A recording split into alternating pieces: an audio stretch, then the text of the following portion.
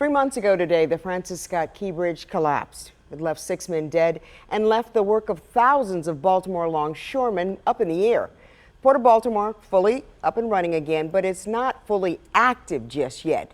WMAR 2 News' Jack Watson checked in with the leader of one of their unions. They're looking back on the collapse and what's in the port workers' future. I've never seen anything like this in my career on the waterfront. An unforgettable day for all of us, but especially for Scott Cowan. His International Longshoremen's Association Local 333 represents about 2,000 port workers. Cowan says the port was doing tremendously well before the Key Bridge went down. I believe January was one of the biggest months we ever had container-wise in the port. Limited sea traffic passed through as crews lifted bridge debris. Now with the port fully open, it's taking some time to get to what it was pre-collapse. Still, some of the lower seniority folks it's hard for them to get work right now, depending on what the ship schedule looks like and how the work's coming in.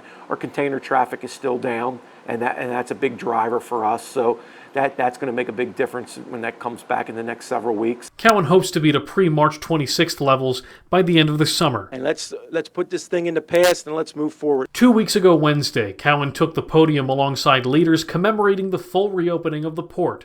Though state aid through the Port Act Worker Support Program helped make up for their losses, some workers dipped into their retirement.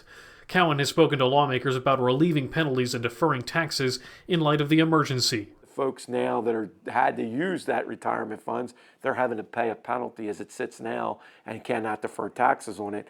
So I'm looking at hopeful that will still happen for them, but that's a big thing to them. With the Dolly gone from our waters and docked in Norfolk, the cargo ship is now out of the port site. When it hit the Key Bridge, Cowan says dock workers all over the world checked in.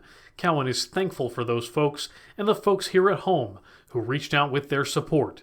It's been a trying 3 months, but his workers will soldier on. They're doing okay, could be better, and it could be a lot worse too. So we're thankful for the help that we got. We're thankful that the cargo's starting to come back, and we're going to get back on our feet, and we're going to be okay. This Friday, June 28th, will be the last day port workers can apply for state aid. Jack Watson, WMAR 2 News.